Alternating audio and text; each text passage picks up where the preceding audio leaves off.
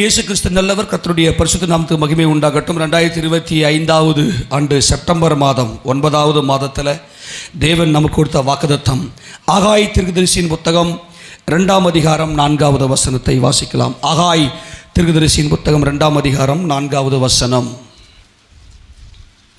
ஆனாலும் செருபாபேலே, நீ திடன்கொள் என்று கர்த்தர் சொல்லுகிறார். எல்லாம் சேர்ந்து வாசிக்கலாமா? யோத்சதாக்கின் குமாரனாகிய யோசுவா என்னும் பிரதான ஆசாரியனே, நீ திடன்கொள். தேசத்தின் எல்லா ஜனங்களே, நீங்கள் திடன்கொள்ளுங்கள், வேலையை நடத்துங்கள் என்று கர்த்தர் சொல்லுகிறார். நான் உங்களுடனே இருக்கிறேன் என்று சேனைகளின் கர்த்தர் சொல்லுகிறார். அல்லேலூயா. வேலையை நடத்து. ஆமென். வேலையை நடத்து. நம்முடைய தேவன் நல்லவர்.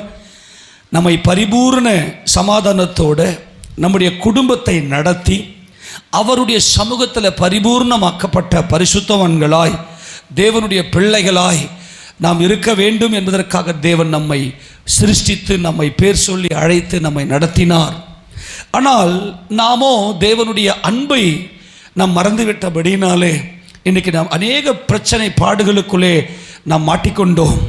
அதனால் நாம் செய்ய நினைக்கிற ஒரு காரியங்கள் கூட வாய்க்காம அப்படியே ஸ்டார்ட் பண்ணாலும் அந்த வேலையெல்லாம் அப்படியே பெண்டிங்லேயே நின்று, ஆமென், அப்படியே ஒரு சில காரியங்கள் செய்யலாமா செய்யக்கூடாதா, இந்த வேலை வாய்க்குமா வாய்க்காதா அப்படின்னு பல ஆயிரம் கேள்விகளை கேட்டுக்கின்னு அப்படியே உட்காந்துட்டோம்.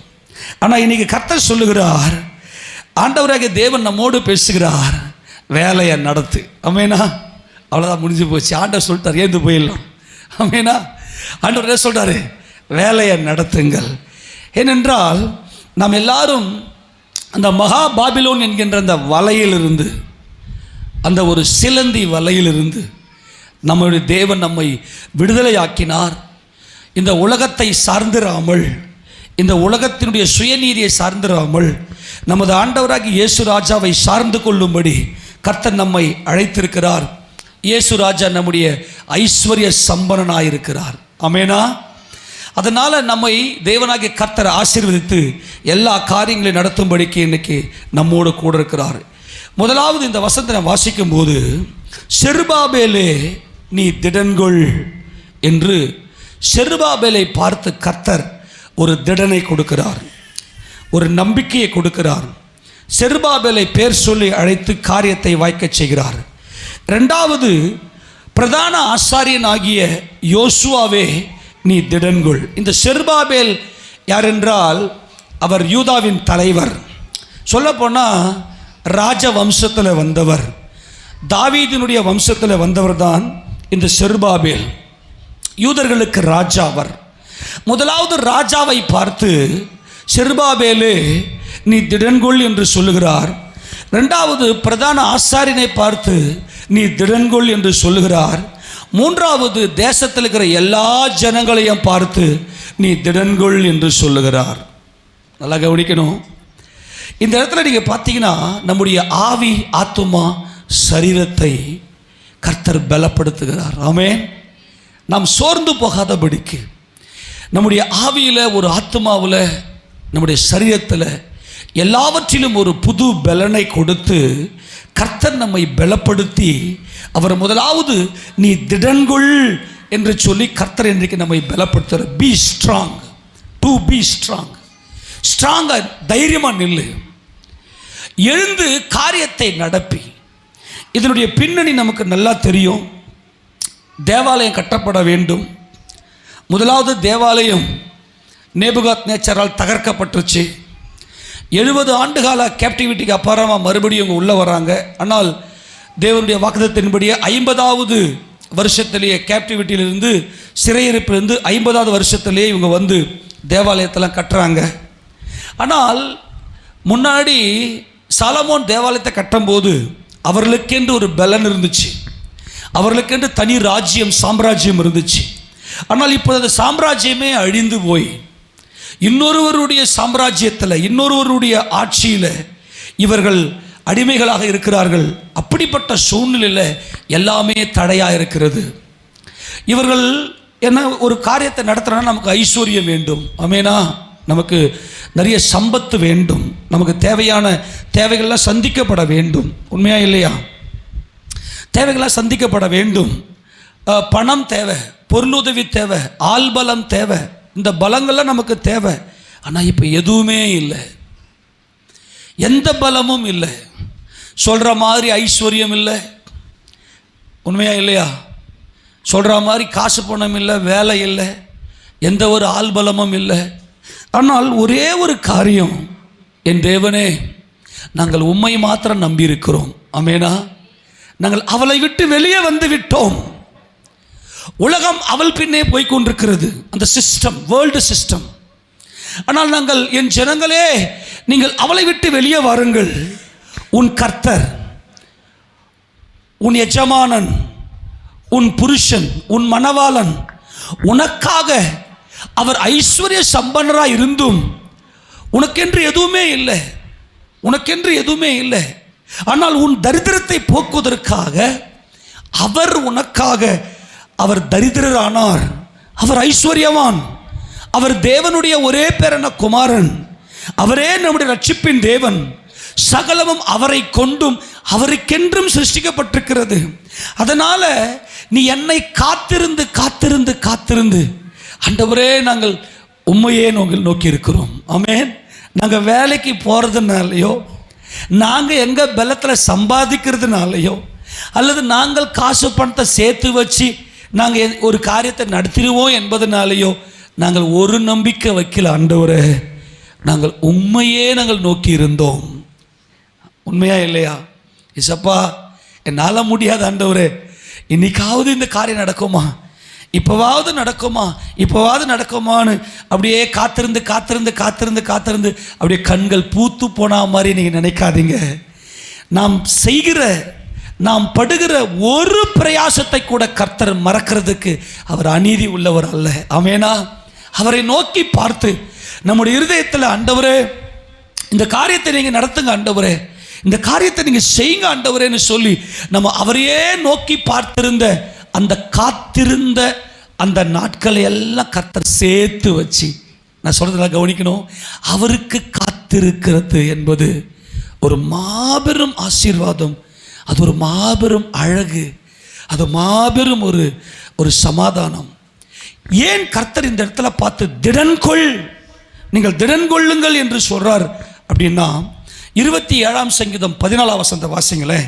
இந்த திடன்கொள் அப்படின்ற கர்த்தர் யாரை பார்த்து சொல்லுவார்?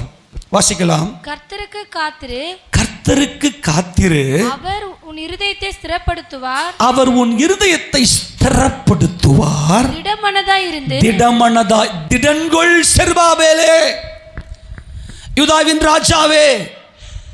இந்த செருபாபேல் என்பது நம்முடைய ஆவியையும், திடன்கொள் யோசுவா, யோசதாக்கின் குமாரனாகிய யோசுவா, பிரதான ஆசாரியனாகிய யோசுவாவே, நீ திடன்கொள். இப்போ எந்த ஒரு நம்பிக்கையுமே இல்லாமல் இருக்கிறீர்கள்.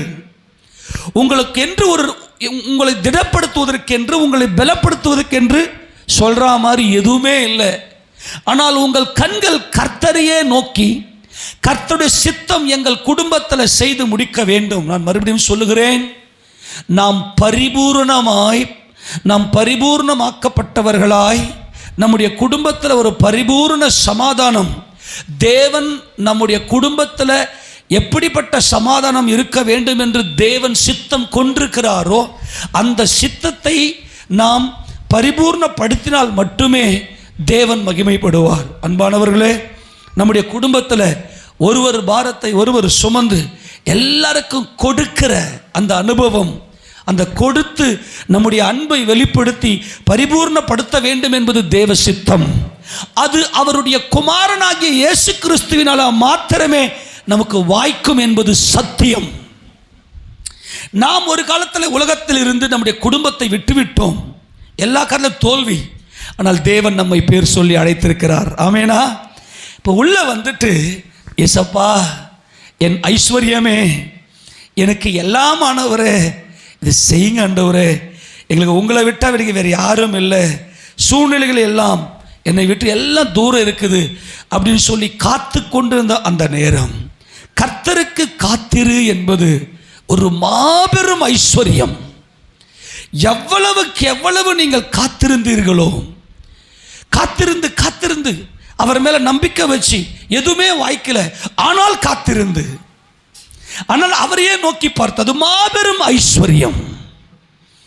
ஆமென். எத்தனை பேர் சொல்றது புரியுது? ஆமெனா? நீங்க நினைக்கலாம், ஆண்டவரே நாங்கள் நிறைய பேருக்குள்ள எல்லா காரியமும் வாய்க்குது, ஆனால் எங்களுக்கு மாத்திரம் ஏன் ஆண்டவரே வாய்க்கல அப்படின்னு சொல்லிலாம் ஒரு சில நேரங்களிலே நம்முடைய இருதயத்தில் அப்படிப்பட்ட ஒரு சிந்தனைகள்லாம் வந்திருக்கலாம். ஆனால் ஒரு காரியத்தை புரிந்து கொள்ளுங்கள், நீங்கள் எவ்வளவு அதிக நேரமாய் அவருக்கு காத்திருக்கிறீங்களோ அவ்வளவாய் ஐஸ்வர்யம் பெருகி இருக்கும். ஏனென்றால் ஐஸ்வர்யம் என்பது சகலவிதமான பரிபூரணம். நம்முடைய வாழ்க்கையை குறித்த தேவனுடைய திட்டத்தை பரிபூர்ணமாய் செயல்படுத்துகிற அந்த மகிமைதான் அந்த ஐஸ்வர்யம். அந்த ஐஸ்வர்யம் நம் ஆண்டவராகிய இயேசு கிறிஸ்து. அல்லேலூயா. இப்போ ஆண்டவர் சொல்றாரு, கர்த்தருக்கு காத்திரு, அவர் உன் இருதயத்தை என்ன பண்ணுவார்? ஸ்திரப்படுத்துவார், ஸ்ட்ராங் பண்ணுவார், திடன்கொள்ள செய்வார். ஏன் அப்படின்னா, இந்த காரியம் இப்போ நடந்துருமா, இல்லை இந்த வருமானம் என்கிட்ட வந்துருமா, இவர்கள் எனக்கு உதவி செய்வார்களா, இவங்க எனக்கு பக்கபலமாக இருப்பாங்களா அப்படின்னு மனசு அப்படியே கொஞ்சம் உள்ளே வச்சிருப்போம், அப்படியே கொஞ்சம் வெளியே விட்டுருப்போம். ஆனால் அப்படியே அசைவாடும், ஒன்றுமே நடக்காது. இப்போ கர்த்தர் சொல்றாரு, இப்போ கர்த்தர் செய்கிற வேலை வந்துருச்சு. ஆமென். இப்போ கர்த்தர் காரியத்தை வாய்க்க செய்கிற வேலை வந்துருச்சு. எவ்வளவுக்கு எவ்வளவு நீ காத்திருந்தையோ, இப்போ கர்த்தர் சொல்றாரு, இப்போ தேவன் சொல்றாரு, உன் இருதயத்தை ஸ்திரப்படுத்து, பலப்படுத்து, திடமனம், உன் மனசை திடப்படுத்து, உன் மனதை அலைப்பாய விடாத, சோர்ந்து போக விடாத. இப்போ நான் சொல்றேன், செருபாபேல், யோசுவா, இஸ்ரவேல் ஜனங்களே, உன் ஆவியில் எவ்வளவோ உடைக்கப்பட்ட நேரம், உன் ஆத்மாவில் சோர்வு, உன் சரீரத்தில் பலவீனம். ஆமென். இந்த ஆவி ஆத்மா சரீரத்தை கர்த்தர் இப்ப பலப்படுத்தி சொல்றாரு, திடன் கொள்ளுங்கள், ஆரோக்கியமாகுங்கள், நான் உங்கள் ஐஸ்வர்யமா இருக்கிறேன். அந்த திடமனம் என்பது அவருக்கு காத்திருந்தவர்களுக்கு கர்த்தர் கொடுக்கிற ஒரு மாபெரும் ஐஸ்வர்யமான வாக்குத்தத்தம். Be strong. ஏன்னா அதுக்கு முன்னாடி வெக்கம், பயம், அவமானம், நடக்கலையே, எல்லாராலும் ஏளன பேச்சு, எல்லாரும் மாறி இருந்துச்சு, அப்படியே சோர்வு. ஆனால் கர்த்தர் அந்த காத்திருந்த அந்த நேரத்தை ஒரு வினாடி கூட மறக்கல, ஸ்ட்ராங்காக சொல்றாரு, திடமனம். எப்படி சொல்றோம்? இந்த திடமனம் என்பது, திடன் கொள்ளுங்கள் என்பது பயங்கரமான பராக்கிரமம். ஏனென்றால் யாருக்கு காத்திருந்தாய்? நீ யாருக்கு காத்திருந்த? சர்வ வல்லவருக்கு. அப்படி சர்வ வல்லவருக்கு நீ காத்திருந்த போது, ஐஸ்வர்ய சம்பன்னன் அவர்தான், தேவனுடைய ஒரே பிறந்த குமாரன், அவர்தான் எல்லாம், அவருக்குள் எல்லாம், அவருக்கு காத்திருந்த, அவர் காத்திருந்த அந்த நேரத்தில் எவ்வளவு அவமானம் இல்லை? என்ன ஓடனி, எனக்கு முன்னாடி நீ ஆரம்பிச்சு எல்லாம் அப்படியே நிற்குது, என்னமோ பெருசா கிழிச்சிற மாதிரி ஓடனி. சில பேர் பார்க்குற பார்வையிலேயே நம்மளை ஒரு மாதிரி குத்தி கிழிக்கிற மாதிரி இருக்கும். ஆனாலும் காத்திருந்தல்ல. ஆமென். ஆனாலும் காத்திருந்தல்ல. யாருமே இல்லை, எல்லாம் நம்மளை விட்டு போகிற நேரம், ஒரு கை கூட நமக்கு ஒத்தாசையாக நில்ல, நமக்கு பக்கத்தில் நிற்கலை. ஆனாலும் காத்திருந்தல்ல. இப்போ கர்த்தர் சொல்றாரு, திடன்கொள், திடமனதா இரு, உன் இருதயத்தை ஸ்திரப்படுத்து. இந்த திடன்கொள் என்பது சர்வ வல்லவருடைய இந்த பராக்கிரமம், சர்வ வல்லவருடைய இந்த பலம், அது மட்டும்தான் நம்மளை ஸ்ட்ராங் பண்ணும், திடன் கொள்ள செய்யும். எல்லா காரியத்தை தைரியமாய் நம்ம செயல்படுத்துவோம். இந்த திடன்கொள் என்பது காரியத்தை வாய்க்க செய்துவிட்ட விசுவாசத்தினுடைய பரிபூரணம். இந்த காரியம் நடந்து விட்டது, உன் வேலை நடந்துருச்சு என்கின்ற தரிசனத்தை நம் கண்முன் வைக்கிறார். இந்த திடன்கொள், பி ஸ்ட்ராங் என்பது இது சறுக்கிறதோ இல்லை பின்வாங்கிறதோ அல்ல. அந்த அந்த அந்த காரியம், அந்த செயல்பாடுகள் முடித்த தரிசனம். நீ என்ன கர்த்தர் உனக்கு தரிசனத்தை கொடுத்தாரோ, உனக்கு என்ன பரிபூர்ணத்தை கொடுத்தாரோ அது முடிஞ்சிருச்சு. ஆமென். இப்போ உதாரணத்துக்கு ஒரு வீடு கட்டுறதுக்கு ஆரம்பிச்சிருப்போம். இப்போ திடன்கொள் அப்படின்னு என்ன அர்த்தம்னா, கையில் ஒரு 20 லட்ச ரூபா கையில் காசு இருக்குது, 20 லட்ச ரூபா கையில் காசு இருக்குது. அப்போ என்ன, அப்பா திடனாக இருக்குது, 20 லட்ச ரூபா இருக்குது. அப்போது அந்த வீட்டை அந்த வீட்டினுடைய முடிவை சிந்தனையில் வைத்துக்கொண்டு, அந்த வீட்டினுடைய முடிவை சிந்தனையில் வைத்துக்கொண்டு அதுக்கு தேவையான கல், ஜல்லி, சிமெண்ட்டு, அப்புறம் அந்த இரும்பு கம்பிங்க, அதுக்கு தேவையான ஆட்கள், வேலை, எல்லா பொருள்களையும் வாங்கி வச்சுக்கணும். ஏன்னா அந்த வேலை நம்முடைய தரிசனத்தில் கம்ப்ளீட், நம்முடைய மனதில், நம்முடைய ஆவி, ஆத்மா, சரீரத்தில் ஒரு திடன். அந்த வீடினுடைய அந்த கம்ப்ளீட், அந்த பரிபூரணம், அதை சிந்தனையில் வைத்துக்கொண்டு காரியத்தை நடத்துவோம். ஆமேனா? இப்போ கர்த்தர் சொல்றாரு, இவ்வளவு நாள் நீ காத்திருந்த உங்ககிட்ட ஒன்றும் இல்லை. இப்போ திடன்கொள் அப்படின்னா என்ன அர்த்தம்னா, பரிபூரணமாய் உன் காரியங்கள் நடந்து விட்டது. காரியத்தை நடத்த எதுவுமே இல்லையாப்பா, என் கை வருது இப்போ, ஆமேன் சொல்லாமா? என் கரம் வருகிறது, நான் உன் கூட வந்துட்டேன், நான் உன்னோடு கூட வந்துட்டேன். இதுதான் இந்த திடன்கொள். மறுபடியும் 31:24 வாசிங்களேன். சங்கீதம் 31:24. கர்த்தருக்கு காத்திருக்கிறவர்களே, நீங்கள் எல்லாரும் திடமனதாய் இருங்கள். இந்த திடமனம் என்பது காத்திருக்கிறவர்களுக்கு கர்த்தர் கொடுக்கிறதுங்க. ஆண்டவரே எதுவுமே இல்லையே, இப்ப நான் சொல்றேன், நான் வந்துட்டவன் கூட. அல்லேலூயா. ஐஸ்வர்ய சம்பன்னன், ஐஸ்வர்யவனாகிய நான் வந்து விட்டேன். ஏன்னா நீ காசு பணத்தை வச்சு திட்டம் போடல, என்னை வச்சு திட்டம் போட்ட. ஆமேன். என்னை நோக்கி பார்த்து திட்டம் போட்ட. ஆமேன். இதுதாங்க கிறிஸ்தவம். கிறிஸ்துவனா என்ன? அந்த பாபேலை விட்டு வெளியே வந்துட்டோம். ஆமேனா? எதுக்கு ரொம்ப சந்தோஷமா இருந்தது. அல்லேலூயா. நாங்கள் அதை வேர்ல்டு சிஸ்டத்தை வச்சு நீங்கள் பிளான் போடல. ஆண்டவரே, நீ ராஜாதி ராஜா, நீங்கள் மகிமையின் கர்த்தர், நான் உங்களை நோக்கி பார்த்து. இந்த காத்திருத்தல் என்பது அதுவே. பணம் ஒன்றுத்துக்கும் வேலை செய்யாது, அது ஒரு மாய வலை. உலகம் போய் அதில் மாட்டிக்கின்னு இருக்கு. நாங்கள்லாம் உன்னதத்தின் பிள்ளைகள், நாங்கள்லாம் உன்னத தேவனுடைய மக்கள், நாங்கள் ஆசீர்வதிக்கப்பட்டவர்கள். எங்கள் பரிபூரணம் என்றென்றைக்கும் நிலையானது. எங்கள் மதில் வானத்தை அலாவிய மதில்.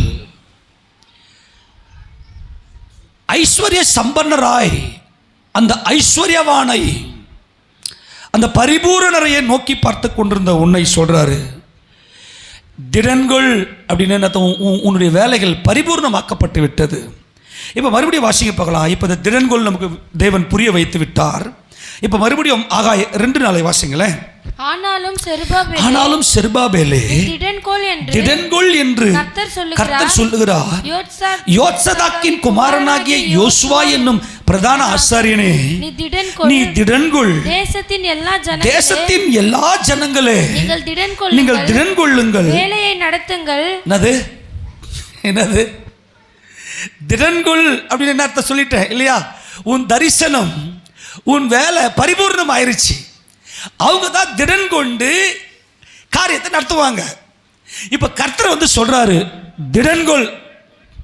என்ன ஆண்டவரே, எதுவுமே கையில் இல்லையே, திடன்கொள், வேலையை நடத்து சொல்லிட்டு வேலையை நடத்துங்கள் என்று கர்த்தர் சொல்லுகிறார்.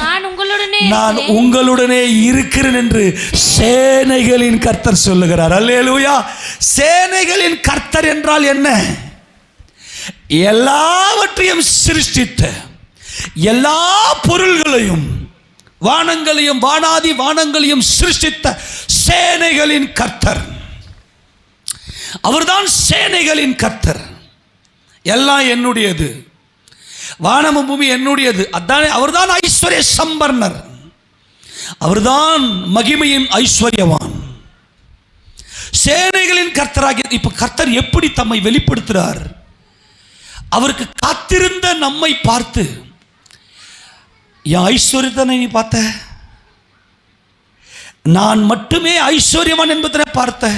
நான் யார் என்றால், நான் சேனைகளின் கர்த்தர், சகலமும் என்னுடையது, சகலமும் என்னுடையது.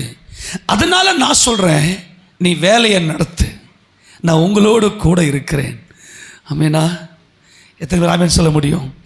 நான் தான் சொல்லிட்டேனே, நீங்கள் அவரை மட்டும் நோக்கி பார்த்தீங்கன்னா உங்கள் தேவைகளோட மட்டும் நீங்கள் அவரை நோக்கி பாருங்க, அதுக்கான எல்லா வாசலையும் வழிகளையும் அவர் திறப்பார். அல்லேலூயா. அதுக்கு என்னென்ன தேவையோ அதை சரியாக நடத்துவார். நீ பணத்தை வச்சுன்னு பிளான் போட்டிங்கன்னா ஒன்றும் வாய்க்காது. சேனைகளின் கர்த்தர் அவர்தான் அந்த ஐஸ்வர்ய சம்பன்னர். அவர் என்னைக்கு எப்போது எனக்கு வெளிப்பட்டாரோ அப்போது என் தரித்திரமெல்லாம் வெளியே போயிருச்சு. ஆமேனா. இப்போ இந்த சேனைகளின் கர்த்தர் என்ன சொல்றேன்னா, வேலையை நடத்து, காரியத்தை வாய்க்க செய்யி, உன் கூட இருந்து எல்லா காரியத்தையும் நான் நடத்துவேன். அதுதான் இங்கே கர்த்தர் என்ன சொல்றாருன்னா, ஏசாயா தீர்க்கதரிசன புத்தகம் 14வது அதிகாரம் 24வது வசனத்திலிருந்து வாசிங்க பார்க்கலாம். அவர் என்ன செய்றார், எப்படி காரியத்தை நடத்துவாராம். ஏசாயா 14:24 வாசிங்க பார்க்கலாம். நான் நினைத்திருக்கிறபடி நடக்கும், நான் நினைத்திருக்கிறபடி நடக்கும். அல்லேலூயா. அதான் சொன்னேன், நீ நினைக்கிறது என்பது உலக வழக்கத்தின்படி உலக மாம்சிக காரியத்தை நம்ம கண் முன்னாடி வச்சுக்கின்னு காரியத்தை நடத்துறது, அது வேர்ல்டு சிஸ்டம். ஆமென். நான் சொல்றது நல்லா புரிந்து கொள்ளுங்க. எப்படி ஆண்டவரே நீங்கள் காரியத்தை நடத்துவீங்க, எப்படிப்பட்ட வேலையை செய்யணும்? உன்னை குறித்த உன் குடும்பத்தை குறித்த பிதாவாகிய தேவனுடைய சித்தம் என்னவென்று எனக்கு தெரியும். சேனைகளின் கர்த்தர் சொல்றாரு, உன் வாழ்க்கையில் உன்னை குறித்த தேவனுடைய தரிசனம் என்னவென்று எனக்கு தெரியும். ஏனென்றால் நான் பிதாவின் செல்ல பிள்ளை. என் பிதாவின் சித்தத்தை எப்போதும் செய்து அவரில் மனமகிழ்ச்சியாக இருக்கிறவர் நான். உன் காரியத்தை குறித்த தரிசனம் உடையவர் நான். அதனால நீ என்னையே நோக்கி பார்த்து எனக்கு நீ காத்திருந்தபடினாலே நான் உன்னை குறித்து என்ன நினைத்திருக்கிறேனோ, இல்லையா? என்னாண்டவரே, எங்ககிட்ட இருக்கிற ஆடு மாடெல்லாம் அடித்து சமுத்திரத்தில் மச்சங்களெல்லாம் எடுத்தா கூட நாங்கள் எவ்வளோ பேர் ஆட்டை சாப்பிட முடியுன்றது தான் உன்னுடைய நினைவு, நீ நினைச்சிருக்கிறது. ஆனால் அவர் நினைச்சார்னா காடைகளை கொடுத்து, அல்லேலூயா, ஆரோக்கியமான அதிசயமான மகிமையான காரியங்களை செய்கிறவர். நீ போடுற திட்டமெல்லாம் சின்ன சின்னது. உன் வருமானம், உன் பலத்தை வச்சு, உன்னுடைய அந்த சோர்ஸை வச்சு தான் நீ என்ன பண்ணுவ, சின்ன சின்ன வட்டம் போட்டுன்னு உட்காந்துருப்ப. ஆனால் என் கர்த்தருடைய தரிசனம், உன்னை குறித்த என் தேவனுடைய தரிசனம் பெரியது. ஆமெனா. அது பெரிய காரியங்கள். நான் நினைத்திருக்கிறபடியே நடக்கும். ஏனென்றால் பரிபூரணம், நீங்கள் பரிபூர்ணமாக வேண்டும் என்பதே தேவ சித்தம். அப்போ தேவன் சொல்றார், நான் நினைத்திருக்கிறபடி நடக்கும். வேலை நடத்து, ஸ்டார்ட் பண்ணுங்கம்மா. அல்லேலூயா. பிரதர் சிஸ்டர், ஸ்டார்ட் பண்ணு. நீ என்ன நல்லா திட்டம் போட்டு வச்சிருக்கிற, என் பிள்ளைகளுக்கு ஒரு நல்ல ஒரு படிப்பை, ஒரு நல்ல ஒரு எதிர்காலத்தை கொடுக்கணும்னு நினச்சி ஏதோ பிரயாசப்படுறோம், எல்லாம் ஸ்டாப். ஒரு வீடு கட்டணும், அந்த பிள்ளைங்களுக்கு ஒரு நல்ல ஒரு இருக்கிறதுக்கே ஒரு வசதி இல்லாமல் இருக்குது, எல்லாம் தனித்தனி அப்படியே ஸ்டாப் ஆகி நிற்குது. என்ன பண்ணுறது ஆண்டவரே, அப்படி நிற்கிற இல்லையா? இப்போ சொல்கிறது யார் தெரியுமா? சேனைகளின் கர்த்தர் சொல்கிறார். எல்லாம் சேர்ந்து வாசிக்கலாமா இந்த 24? நான் நினைத்திருக்கிறபடியே நடக்கும், நான் நிர்ணயித்தபடியே நிலை நிற்கும் என்று சேனைகளின் கர்த்தர் பிராமிஸ் பண்ணி, சத்தியம் பண்ணி சொல்றாரு, ஆணையிட்டு சொல்றாரு.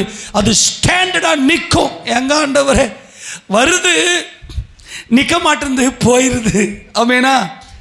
எல்லாம் வருது, ஆனால் கையில் நிற்க மாட்டேங்குது. ஆண்டவரே, நிலை நிற்கும். நான் நினைத்திருக்கிறபடியே நடக்கும், நான் நிர்ணயித்தபடியே. நான் என்னென்ன நிர்ணயம் என்பது அளவு, அளவு அளவு அளவுகோல், அந்த ஒரு மெஷர்மெண்ட். உனக்கு இவ்வளவு வேணும், அது அப்படியே நிலைநிற்கும். அது பரிபூரணம்.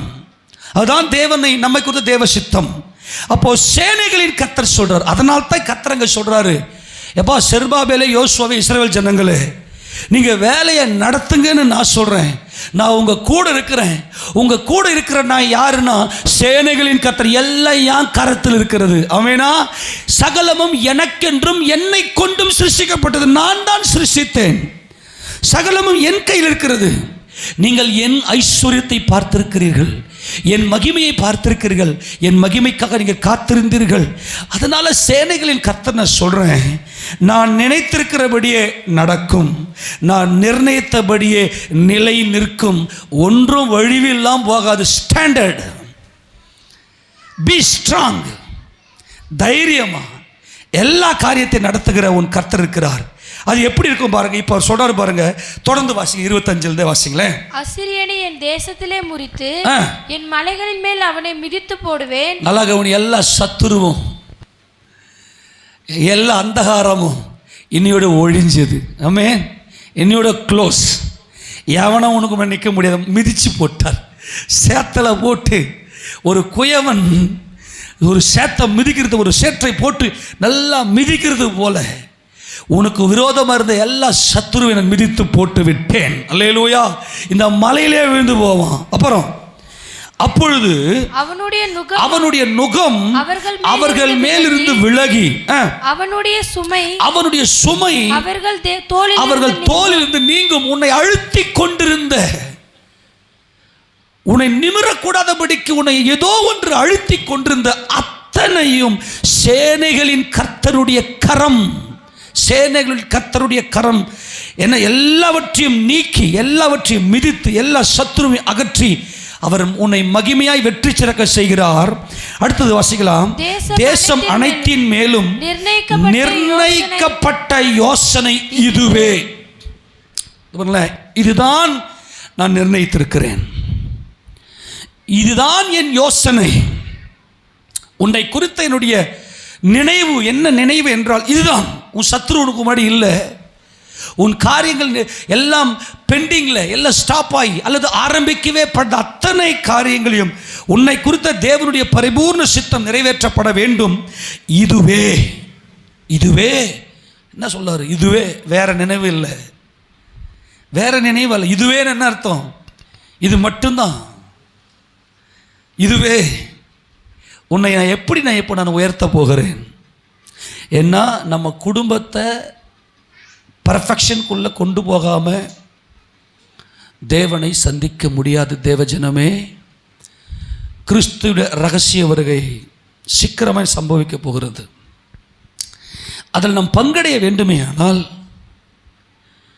நமக்கு தேவன் என்ன நிர்ணயித்திருக்கிறாரோ சரியாய் அன்பில் பரிபூர்ணமுடையவர்களாய் மனைவியின் தேவைகள், பிள்ளையின் தேவைகள், கணவனின் தேவைகள், சபையின் சகோதர சகோதரி தேவைகள் அத்தனையும் கொடுத்து கொடுத்து கொடுத்து கொடுத்து அன்பில் பரிபூர்ண ட்ரெயினப் ஆகி நல்லா பிள்ளைகளுக்கு படிக்கிறதுக்கு நல்லா கொடுத்து, பிள்ளைகளுடைய வளர்ச்சிக்கு நல்லா கொடுத்து, மனைவியினுடைய நல்ல உடல் சுகம் பலத்துக்கு, கணவனுடைய உடல் சுகம் பலத்துக்கு கொடுத்து கொடுத்து கொடுத்து பர்ஃபெக்ஷன் ஆகாம. ஏன்னா பரலோகம் முழுக்க கொடுக்கிறது மட்டும்தான், எடுக்கிறது கிடையாது. அல்லேலூயா. எதெல்லாம் தடைபட்டுக்குதோ மொத்த சத்துருவும் இன்றோட கர்த்தர் மிதித்து போடுகிறார் என்று தெளிவாய் பேசுகிறார். நாட்கள் நெருங்கி விட்டது. நீ பரிபூர்ணப்பட்டால் ஒழிய தேவனை சந்திக்க முடியாது. குடும்பத்தை பற்றி சிந்தையே இல்லாமல் ஏதோ வந்தோம் போனோம், என்ன சொல்லுவாங்க, வெந்த சோறை துணிட்டு விதியை நினச்சிக்கிட்டு எல்லா விதி மொத்த ஃபேட்டை மொத்தத்தை ஆண்டவர் நிர்மூலமாக்கி போடுகிறார். ஆமேனா. தேவனுக்கு தேவை குடும்பம். ஆமேனா. ஏனென்றால் குடும்பத்தில் தான் கொடுக்கல் இருக்குது, கொடுத்தல். அப்போ என்னுடைய சிந்தை முழுக்க ஐஸ்வர்யமானாகிய, மகிமையின் ஐஸ்வர்யமானாகிய என் கர்த்தர் சொல்லுகிறார், என் நினைப்பெல்லாம் இதுவே, என் சிந்தை முழுக்க இதுவே. உன் சத்துரு இனி உனக்கு நிற்க முடியாது. எல்லா அசிரியனையும் நிர்மூலமாக்கி போட்டு விட்டேன். இப்போ கர்த்தர் என்ன சொல்ற? அடுத்த வசனம். இப்போ சேனைகள் 27 வாசி. சேனைகளின் கர்த்தர் இப்படி நிர்ணயித்திருக்கிறார். அல்லேலூயா. கரெக்டா செக். நிர்ணயம் என்பது ஸ்டாண்டர்ட், அந்த மெஷர்மெண்ட் இதுதான். இந்த எல்லையை தாண்டாதை அவருடைய நிர்ணயம். நல்லா கவனி. அவர் எல்லாத்தையும் முடிச்சுட்டு அந்த எல்லையில் உன் எல்லை சுற்றி நல்லா வாஷ் அவுட் பண்ணிட்டு, சத்ருவை எல்லாம் வாஷ் அவுட் பண்ணிட்டு, எல்லா வாசலையும் திறந்துட்டு, சேனைகளின் கர்த்தர்னாவே துள்ளி குதிக்கணும் நாம. ஏன் தெரியுமா? அவர் சர்வ வல்லவராய் வெளிப்படுகிறார். ஆமென் சொல்லுங்களேன். அவரை கொண்டும் அவரை கென்றும் சர்வ வல்லவராய் வெளிப்படுகிறார். எல்லாம் அவருக்குள் சர்வ வல்லவராய் வெளிப்படுகிறார். சகலத்தையும் சிருஷ்டித்த சர்வ வல்லவர் சொல்லுகிறார். சேனைகளின் கர்த்தர் சொல்லுகிறார். சேனைகளின் கர்த்தர் இப்படியே நிர்ணயித்திருக்கிறார். யார் அதை வியர்த்தமாக்குவான், யார் அதை இல்லாமல் போக செய்வான்? அவருடைய கை நீட்டப்பட்டிருக்கிறது. கரங்களை தட்டி, எல்லா கரங்களை தட்டி, அந்த சர்வ வல்லவருடைய கரம், தேவகுமாரனின் கரம். அன்பு எதில் இருக்குது? கொடுத்தல். அவருடைய கை நீட்டிட்டார். அல்லேலூயா. அவருடைய கரம் நீட்டப்பட்டிருக்கிறது. செருபாபேலே, யோசுவா, இஸ்ரவேல் ஜனங்களே, உன் ஆவி ஆத்மா சரீரத்தில் கலிகூர். அவர் கை நீட்டி, அவர் போட்ட திட்டத்தை யார் அவமாக்க முடியும்? அவர் சர்வ வல்லவர் அல்லவா? சேனைகளின் கர்த்தர் இப்படி நிர்ணயம் பண்ணியிருக்கிறார். எவன் வியர்த்தமாக்குவான்? எவன் இல்லாமல் செய்வான்? சேனைகளின் கர்த்தர் உனக்கு கையை நீட்டிட்டாரு. அவருக்கு கை குறுகவில்லை. அல்லேலூயா. ஹே மோசே, என் கை குறுகிடுச்சாப்பா, என் கை குறுகிடுச்சா? நான் நீட்டின கை, இது கொடுக்கிற கை. ஏனென்றால் தேவன் தம்முடைய குமாரனில் அன்பு கூறுகிறார். அவர் அன்பில் களி கூறுகிறார். குமாரன் பிதாவின் அன்பிலே களி கூறுகிறார். பிதாவின் அன்பிலே களி கூறுவது எது என்றால், என் சகோதரருக்கு கொடுப்பது. சகலமும் அவருக்கு ஒப்பு கொடுக்கப்பட்டிருக்கிறது. அவர் ஜெய கிறிஸ்து. அவர் ஜெயங்கொண்டு சகலத்தையும் பிதாவின் கையில் பெற்றிருக்கிறார். பிதாவாகிய தேவன் சகலத்தையும் தம் குமாரனுக்கு கொடுத்திருக்கிறார். கை நீட்டியிருக்கிறார். ஆமென், ஆமென். சகலத்தையும் தம்முடைய குமாரனுக்கு. ஏனென்றால் இவர் சேனைகளின் கர்த்தர். அவரையே நோக்கி பார்த்து காத்திருந்த உன்னை திடன்கொள். எல்லா தரிசனத்தை கண்மடி வச்சுக்கின்னு காரியத்தை நடத்துங்க. பேக்கில் வரவே கூடாது. அது நீட்டப்பட்ட கை. நான் நீட்டிட்டேன். இந்த கையை யாரை திருப்புவான்? ஆமென். யார் திருப்ப முடியும்? எந்த சத்துருவும் இல்லை. இப்போ உனக்கு எல்லாத்தையும் ஸ்டாப் பண்ணி, எல்லாத்தையும் அப்படியே ஓரம் கட்டிட்டு இப்போ மகிமையாய் வெற்றி சிறக்க செய்திருக்கிறேன். இவர்களால் எழுத்தின்படியே பார்க்கும்போது தேவாலயம் கட்ட முடியல. இவர்களுக்கென்று ஒரு ராஜா இல்லை, இவர்களுக்கென்று ஒரு ராஜ்யம் இல்லை, சிங்காசனத்தில் யாரும் இல்லை, எல்லாம் அப்படி அப்படியே நிற்கிறாங்க, எதுவுமே இல்லை. இவர்கள் வந்து கர்த்தரை மட்டுமே நோக்கி வானம் பார்த்த பூமி. ஆமெனா, ஆமெனா. நம்மளாம் என்ன பூமி? வானம் பார்த்த பூமி. அல்லேலூயா. இரவும் பகலும், வருஷத்தின் துவக்கம் முதற்கொண்டு வருஷத்தின் முடிவு மட்டும் அவருடைய கண்களை நம்மீது மாத்திரமே வைத்திருக்கிறார். அவருக்கு காத்திருக்கிறவர்களுக்கு மாத்திரமே வைத்திருக்கிறார். ஏற்ற வேலையில் முன்மாறியையும், ஏற்ற வேலையில் முன்மாறியும் பின்மாறியும் கொடுத்து நம்மை செழித்தோங்க செய்கிற மகிமையின் கர்த்தர் அவர். அப்போ இஸ்ரவேல் ஜனங்களுக்கு இப்படிப்பட்ட காரியத்தில் இந்த திடன் கொள்ளுங்கள் என்கின்ற அந்த சம்பவம், அந்த வார்த்தை வந்ததுமே அவங்களுக்கு தரிசனம் பரிபூர்ணமாக்கப்பட்டது. அவருடைய வேலைகள் பரிபூர்ணமாக்கப்பட்டது. உடனே வேலையை நடத்த ஆரம்பித்தார்கள். இப்போ அங்கே என்ன நடந்துச்சு? எல்லாமே கையெல்லாம் குறுகி போய் அப்படியே கையை பிசைந்து கொண்டிருந்த அவர்கள் கரம் வேலை செய்ய ஆரம்பிச்சது. இப்போ நம்ம கூட என்ன இருந்து செயல்படுற கரம் யாருடைய கரம்? கர்த்தருடைய கரம். அல்லேலூயா. ஐஸ்வர்யவான், மகிமையின் ஐஸ்வர்யவானுடைய கரம், சேனைகளின் கர்த்தருடைய கரம் நம்மோடு வந்து சேர்ந்து விட்டது. அவர் கையை நீட்டிட்டாரு. அல்லேலூயா. நம்ம வேலையெல்லாம் செய்யறதுக்கு அவர் கையை நீட்டிட்டாரு. அதை யார் தடுக்க முடியும்? உனக்கு என்னென்னலாம் செய்யணும்னு அவர் சித்தம் கொண்டு விட்டார். யார் வியர்த்தமாக்க முடியும்? கர்த்தர் எல்லா காரியங்களையும் வாய்க்க செய்கிற தேவன் அவர். எஸ்ராவின் புத்தகத்தை 6 திருப்பிக் கொள்ளுங்களேன். அங்கே பயங்கர மகிமையான ஒரு காரியத்தை அங்கே வேத வசனம் நமக்கு வெளிப்படுத்துகிறது. 11ஆம் வசனத்தை வாசிங்க பார்க்கலாம். 6:11. அப்படியே யூதரின் மூப்பர் கட்டினார்கள். தீர்க்கதரிசியாகிய ஆகாயும் இத்தோவின் குமாரனாகிய சகரியாவும் தீர்க்க தரிசனம் சொல்லி வந்தபடியினால் அவருடைய காரியம் கை கூடி வந்தது. என்னது காரியம்? சொல்லுங்க. காரியம் என்ன ஆச்சா? கை கூடி வந்து. எஸ்ராவின் புத்தகம் 6ஆம் அதிகாரம் 14வது வசனம். எல்லாம் எடுத்துட்டீங்களா? யாரும் எடுக்கலையா? அவங்க காரியம் என்ன ஆச்சா? கை கூடி. ஏன் சொல்லுங்க? அவருடைய நீட்டப்பட்ட கரம் என்னோடு இருக்கிறது. ஹல்லேலூயா. நான் உங்களோடு இருக்கிறேன். நாம் எத்தனை சந்தோஷமா இருக்கிறது. என் கர்த்தர் நல்லவர். அவர் குமாரன், அவர் குமாரன், அவர் தேவகுமாரன். அவர் கரம் நீட்டி இருக்கிறது. அதை யார் தடுக்க முடியும்? ஹல்லேலூயா. காரியம் கை கூடி வரும். ஆமெனா. வேலையை நடத்து, வேலையை நடத்துங்க, எல்லா வேலையை நடத்துங்க.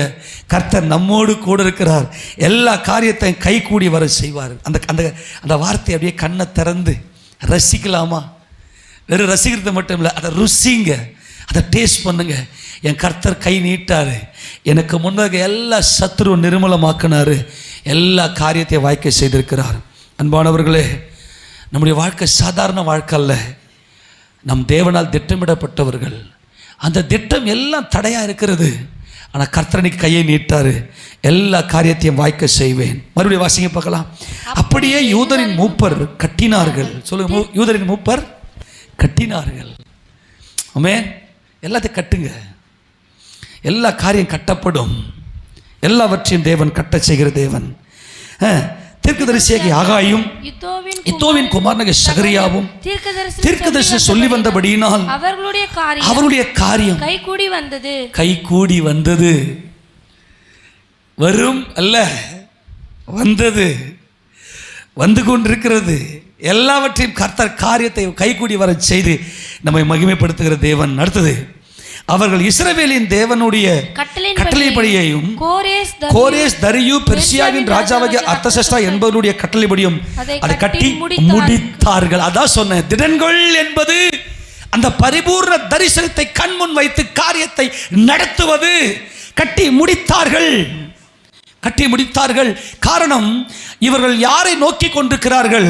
இவர்கள் மகிமையின் கர்த்தரை, ஐஸ்வர்ய சம்பன்னரை நோக்கி கொண்டு, அவர் ஐஸ்வர்யம் உள்ளவராய் இருந்தும் அவரே ஐஸ்வர்யம் உள்ளவர், அவர் சேனைகளின் கர்த்தர் என்பதுதான் அந்த ஐஸ்வர்யம்.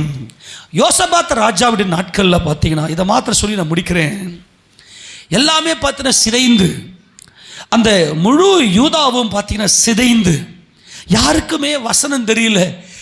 ஏன்னா தேவனுக்கென்று ஒரு ஜனக்கூட்டம் தேவை, அவர் ஆளுகை செய்வதற்கென்று மேசியா வர வேண்டும், அவருக்கென்று ஒரு ஆளுகை தேவை. எல்லாம் சிதைக்கப்பட்டிருக்கிறது. தேவனுடைய பிரமாணங்கள் எல்லாம் யார் கையிலுமே இல்லை. அந்த நாட்களில் வேதமும் இல்லை, வேதத்தை போதிக்கிற தீர்க்கதரிசியும் இல்லை, எல்லாம் சிதைக்கப்பட்டிருக்கிறது. ஆனால் யோசுவா திடன் கொண்டு ஒரு காரியத்தை செய்கிறார். அவர் 3 ஆட்களை நியமிக்கிறார். யூதாவில் ஒரு தலைவன், ஒரு ஆசாரியன், ஒரு லேவி கூட்டம். இவர்களை நிர்ணயித்தவர் என்ன சொல்றாரு அப்படின்னா, நீங்க போய் தேசம் எங்கும் போய் தேவனுடைய அன்பை, தேவனுடைய பிரமாணங்களை எடுத்து இந்த ஜனங்களுக்கு சொல்லி எல்லாரையும் தேவனுக்கு நேராய், சேனைகளின் கர்த்தருக்கு நேராய் திருப்புங்கள், அதுதான் கட்டப்படுவது. நம்முடைய குடும்பத்தில் நிறைய போராட்டம் இருக்கும் பார்த்தீங்களா? ஆளாளுக்கு ஒரு சிந்தனை வரும். அது எல்லாம் ஒருமனப்பட்டு வராது. வெளியில் இருக்கிற எல்லா பிரச்சனையும் கூட பார்த்தீங்கன்னா ஒரு சிம்பிளாக தெரியும். ஆனால் குடும்பத்தில் ஆளாளுக்கு மொழிக்கு போயிருப்பாங்க. அங்கே தேவன் எங்கே? தேவன் ஒரு மனதில் வாசமாக இருக்கிற தெய்வம் நம்முடைய தெய்வம். ஆனால் இது பயங்கரமான சவால் இந்த யோசபாத்துக்கு. அந்த நாட்டில் கரெக்டாக யோசபாத் என்ன செய்தார்னா, ஜனங்களை ஒருமனப்பட வைக்க வேண்டும். நம்முடைய ஆவி, ஆத்மா, சரீரம் எல்லாம் எங்கே நொறுங்கும் அப்படின்னா, அந்த பிரிவினைகளில் தான் தோன்றித்தனமாய் போகிற அந்த குடும்பத்தில் அந்த ஒரு ஒற்றுமை இல்லாமல் அந்த குடும்பத்தில் ஒரு சில பிரச்சனைகள் இருக்கும்போது மாத்திரம்தான் இந்த நொறுங்குதல் வரும். யோசபாத் கரெக்டாக இந்த ஆவி, ஆத்மா, சரீரத்தை பலப்படுத்தும்படியாய் யூதாவின் தலைவன் ஒருவன், ஆசாரியன் ஒருவன், லேவியர்கள் என்று சொல்லி நியமித்து அனுப்புவார். ஏனென்றால் இவர்கள் எல்லா சூழ்நிலையிலும் புருஷனையே, என் ஐஸ்வர்ய சம்பன்னன், எனக்காக சிலுவையில் யாவையும் செய்து முடித்த என் கர்த்தர், அவரையே நோக்கி பார்க்கிற உத்தமன் இந்த யோசபாத். என் ஆவி, ஆத்மா, சரீரம் நொறுங்குகிறது. என் ஜனங்கள் நொறுக்கப்பட்டிருக்கிறார்கள், எல்லாரும் வழி விலகி போய் கொண்டிருக்கிறார்கள். அதனால என் கர்த்தாவே, என் சேனைகளின் கர்த்தாவே, உமது கரம் நீட்டப்படுமே ஆனால் நாங்கள் கூட்டி சேர்க்கப்படுவோம், நாங்கள் கட்டப்படுவோம். அல்லேலூயா.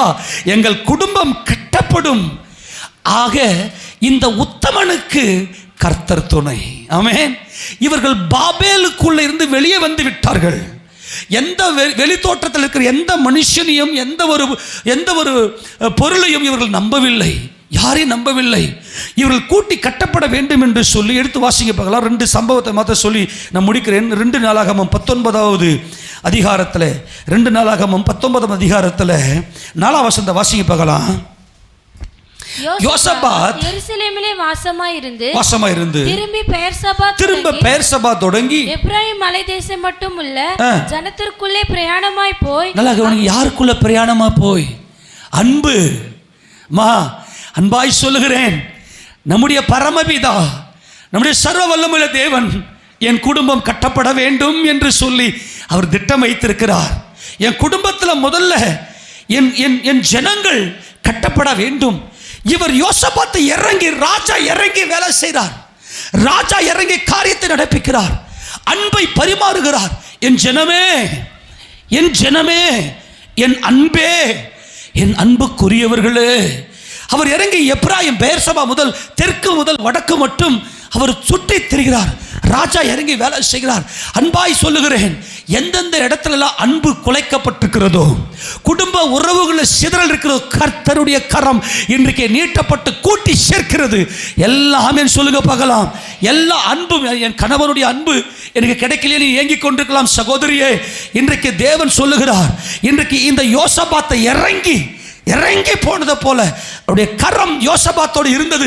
காரணம், நீட்டப்பட்ட கரத்தை அவர் கண்டுவிட்டார். யோசபாத், என் தேவன் அன்புள்ளவர், அவர் ஐஸ்வர்ய சம்பன்னன், எனக்காக யாவையும் செய்து முடித்த அவருடைய நீட்டப்பட்ட கரம் என்னோடு இருக்குது என்பதை இந்த யோசபாத் கண்டபடியினாலே அவர் இறங்கி போய் தேவனுடைய காரியத்தை நடப்பிக்கிறார். ஜனத்துக்குள்ளே பிரயாணமாய் போய் அவர்களை தங்கள் பிதாக்களுடைய தேவனாகிய கர்த்தருக்கு திரும்ப பண்ணினார். உன் பிள்ளைகளை நீ கர்த்தருக்கு திரும்ப பண்ணுவாய். அல்லேலூயா. எல்லாரும் கூட்டி சேர்க்கப்படுவார்கள், ஒரு பிள்ளைய மிஸ் ஆகாது. இன்னைக்கு அப்படி கொஞ்சம் ஸ்ட்ரகிள் மாதிரி தெரியலாம். கர்த்தருடைய கை நீட்டப்பட்டிருக்குது உன் பிள்ளைங்க மேலே. எல்லா கை ஆமென் சொல்லுங்க பார்க்கலாம். தைரியமாக உங்கள் பிள்ளைங்க மேலே கர்த்தருடைய கை நீட்டி இருக்கிறது. அவர் நீட்டிட்டார், தடுக்க முடியாது. உங்கள் பிள்ளைகளுடைய உயர்வு, உங்கள் பிள்ளைகளுடைய சமாதானம், உன் கணவனுடைய சமாதானம், உன்னுடைய குடும்பத்துடைய சமாதானம், அது ஒருபோதும் குலைக்க முடியாது. அதை யார் வியர்த்தமாக்க முடியும்? அவர் சேனைகளின் கர்த்தர். அவர் 5வது வசனத்தை வாசிக்க பார்க்கலாம். அவன் யூதாவின் அரணான பட்டணம், சொல்லுங்க என்ன பட்டணம்? அரணான பட்டணம், மதில் சூழ்ந்த பட்டணம், வானத்தை அளாவிய மதில். என்ன மதில் அது? இந்த அரண். உன் அலங்கத்துக்குள்ளே சமாதானமும் உன் அரண்மனைக்குள்ளே சுகமும் என்றென்றைக்கும் இருக்கும். அங்கே சொல்றாரு பாருங்க, அவன் யூதாவின் அரணான பட்டணங்களாகிய ஒவ்வொரு பட்டணத்திலும் நியாயாதிபதி நீதியை வைத்து. நம்முடைய தேவன் நீதியின் தேவன். நம் சந்தோஷப்பட்டு கலி கூர்ந்து அவருக்கு துதி செலுத்த கடவோம். ஆட்டுக்குட்டியுடைய கல்யாணம் வந்தது, அவருடைய மனைவி தன்னை ஆயத்தம் பண்ணல் என்று சொல்ல கேட்டேன். சுத்தமும் பிரகாசமுமான மெல்லிய வஸ்திரம் தரித்து கொள்ளும்படிக்கு அவளுக்கு வலிக்கப்படுது. அந்த மெல்லிய வஸ்திரம் பரிசுத்தோட நீதிகளே. அதுதான் இந்த உத்தமி, அதுதான் சேனைகளின் கர்த்தர், ஆட்டுக்குட்டியானவரை ஐஸ்வர்ய சம்பரனை நோக்கி பார்க்கிற மகிமையின் அனுபவம் தான் இந்த உத்தமிக்கு, இந்த யோசபாத்துக்குள்ள இருந்துச்சு. அவர் நியாயாதிபதிகளை வைத்து நீங்கள் தொடர்ந்து வாசித்து பார்த்தீங்கன்னா அந்த எப்படிலாம் நியாயம் செய்யணும்னு சொல்லி அவர் சொல்லியிருப்பாரு. கடைசி வசனத்தை வாசிங்க பார்க்கலாம். கடைசி வசனம் 11 வசனத்தை, இதோ ஆசாரனாகிய அமரியா கர்த்தருக்கு அடுத்த எல்லா நியாயத்திலும் இஸ்மவேலின் குமாரனாகிய செபதியா என்னும் யூதா வம்சத்தின் தலைவன் ராஜாவுக்கு அடுத்த எல்லா நியாயத்திலும் உங்களுக்கு மேலான நியாயாதிபதிகள் லேவியரும் உங்கள் கைக்குள் உத்தியோகஸ்தராய் இருக்கிறார்கள். நீங்கள் என்ன மனம்? திடமனம் அப்படின்னாவே உங்க தரிசனத்தினுடைய பரிபூர்ணத்தை நீங்க கண்மணி பார்க்கணும். உங்களுடைய வேலையினுடைய பரிபூரணம், எல்லா காரியத்துடைய முடிவு, எல்லா சக்சஸ், எல்லா வெற்றியை உங்கள் கண்முடியை பார்க்க திடமனம். அங்கே யோசபாத் சொல்ற, திடமனதாக இருந்து காரியத்தை நடத்து, கர்த்தருடைய கை உங்களோடு இருக்கிறது. உத்தமனுக்கு எல்லாம் சேர்ந்து வாசி, உத்தமனுக்கு கர்த்தர் துணை. ஹல்லேலூயா. யார் உத்தமி? யார் உத்தமி? முன்னாடி அந்த மாய வலையில சிக்கியிருந்தோம், எதையோ கண்ணை நோக்கி பார்த்திருந்தோம். இப்போ நம்முடைய மணவாளன், நமது கர்த்தர், நமது ஐஸ்வர்ய சம்பர்ணன், நம்முடைய சேனைகளின் கர்த்தரை நம்முடைய கண்கள் நோக்கி கொண்டிருக்கிறது. உத்தமனே, உத்தமியே, உன்னை மீட்கிறதுக்கு சீக்கிரமாய் வருகிறார். உன் வீடு கட்டப்பட்டாகிவிட்டது. ஆமேனா? யாக்கோபுடைய வீடு ராகேல் லேயால் கட்டினதை போல அதுதான் யாக்கோபுடைய குடும்பம். நம்முடைய வீட்டை நம்முடைய புருஷன், நம்முடைய உத்தமன், நம்முடைய மணவாளன், நம்முடைய மகிமையின் கர்த்தர், சேனைகளின் கர்த்தர் நம்முடைய வீட்டை கட்டுகிறார். உத்தமனுக்கு கர்த்தர் துணை. இதுதான் துணையாக இருந்து நீ உத்தமன். யார் நீ ஏன் உத்தம? நீ ஏன் உத்தம? நீ ஏன் உத்தம? நீ பாபேல போய் உட்காந்துக்கின்னு காசு பணத்தை வச்சு கணக்கு பார்க்கல, உன் கர்த்தரை நோக்கி பார்த்து கொண்டிருந்தாய், நீ உத்தமி. ஆமென். நீ தனி அல்ல, நீ எண்ணில் பாதி. உன் பரிபூர்ணம் எல்லாம், சகல பரிபூர்ணம் கிறிஸ்துவுக்குள்ளே வாசமாக இருக்கிறது. தேவத்துவத்தின் பரிபூர்ணம் எல்லாம் சரீர பிரகாரமாய் எனக்கு தேவையான பரிபூர்ணமெல்லாம் என் புருஷனுக்குள் இருக்கிறது என்று அவரையே நோக்கி பார்த்த பாபேலை விட்டு வெளியே வந்துட்ட. ஏதேனில் விழுந்து போன அந்த பாவத்திலிருந்து நீ வெளியே வந்துட்ட. காசு பணத்தை வச்சு நீ கணக்கு பார்க்கல, என் மகிமையை, என் ஐஸ்வர்யத்தை வைத்து நீ நோக்கி பார்த்து கொண்டிருந்தபடினாலே, உத்தமனே, உத்தமியே, உனக்கு நான் துணை. எழுந்து காரியத்தை நடத்துங்க, வேலையை நடத்துங்க. என் கை நீட்டி இருக்கிறது, எல்லா காரியத்தை வாய்க்க செய்வேன். பரிபூர்ணப்படுவீர்கள், தேவனை முகமுகமாய் சந்திப்பீர்கள். சமாதானத்தின் தேவன் தாமே உங்கள் ஆவி, ஆத்துமா, சரீரத்தை பரிசுத்தப்படுத்தி குற்றமற்றதாய் கிறிஸ்து இயேசுவின் வருகையில காக்க செய்வார். அதுதான் உத்தமனுக்கு கர்த்தர் துணை. அவரையே, இயேசு ராஜாவையே உங்கள் கண் முன்னாடி எந்த காசு, பணம், மனிதன், எந்த ஒரு இந்த உலகத்தில் எந்த ஒரு காரியத்தை நம்பாதிருங்கள். அப்படி நம்பாமல் அவரையே நோக்கி பார்த்தபடினாலே அவருடைய வருகையில் குற்றமற்றவர்களாய் மகிமை அடைந்த தேவனை தரிசிப்பீர்கள். வாசித்து முடிக்கலாம். 1 தெசலோனிக்கேயர் 5:23. இதுதான் இந்த 3 காரியத்தை திடன் கொள்ளுங்கள், திடன் கொள்ளுங்கள், திடன் கொள்ளுங்கள் என்று 3 முறை சொன்னார் இல்லையா? அதுதான் 1 தெசலோனிக்கேயர் 5:23 வாசிக்க பார்க்கலாம். சமாதானத்தின் தேவன் தாமே உங்களை முற்றிலும் பரிசுத்தமாக்குவாராக. உங்கள் ஆவி, ஆத்துமா, சரீரம் முழுவதும் நம்முடைய கர்த்தராகிய இயேசு கிறிஸ்து வரும்போது குற்றமற்றதாய் இருக்கும்படி காக்கப்படுவதாக. உங்களை அழைக்கிறவர் உண்மையுள்ளவர், அவர் அப்படியே செய்வார். சொல்லுங்க, செய்வார். அவருடைய கை நீட்டப்பட்டிருக்கிறது, செய்வார். ஆமெனா? சமாதானத்தின் தேவன் தம்முடைய குமாரனை நம்முடைய ஆசீர்வாதத்தின் ஊற்றாய், அவரை மகிமையின் ஐஸ்வர்யவானாய் மாற்றின தேவன் அவர். அவருடைய பரிசுத்த நாமம் என்றென்றைக்கும் மகிமைப்படுவதாக. அந்த சமாதானத்தின் தேவன் ஐஸ்வர்யவனாய், மகிமையின் ஐஸ்வர்யவனாய், சேனைகளின் கர்த்தராகிய நமது ஆண்டவராகிய இயேசு கிறிஸ்துவை சந்திப்பதற்கு நம்மை பரிபூர்ண சமாதானத்தோடு அவர் ஆயத்தப்படுத்துகிறார். உங்கள் ஆவி, ஆத்மா, சரீரம். செருபாபேலே திடன்கொள், யோசுவாவே திடன்கொள், இஸ்ரவேல் ஜனங்களே திடன்கொள். செருபாபேல் என்பது சீயோனும், யோசுவா என்பது எருசலேமும், இஸ்ரவேல் ஜனங்களே என்பது முழு இஸ்ரவேல் ஜனத்தையும் காண்பிக்கிறது. இந்த முழு இஸ்ரவேல் ஜனம் என்பது சரீரமும், யோசுவா என்பது ஆத்மாவும், செருபாபேல் என்பது ஆவியும். அதை நம்ம பரிபூர்ணப்படுத்தி நம்முடைய குடும்பத்தில் நமக்கு இருந்த எல்லா காரியத்தை வாய்க்க செய்து நமது ஆண்டவராகிய இயேசு கிறிஸ்துவோடு கூட மகிமை அடைந்து பிதாவாகிய தேவனை முகமுகமாய் தரிசிக்கும்படி கர்த்தர் இன்றைக்கு அனுகிரகம் செய்வாராக என்று கர்த்தர் நம்மோடு பேசுகிறார். நம்ம எல்லாரும் முழங்கால் படிடலாம். கர்த்தர் நல்லவர். கர்த்தருடைய பரிசுத்த நாமம் மகிமைப்படுவது. எல்லார கண்களை மூடி பரமதேவனே அன்பு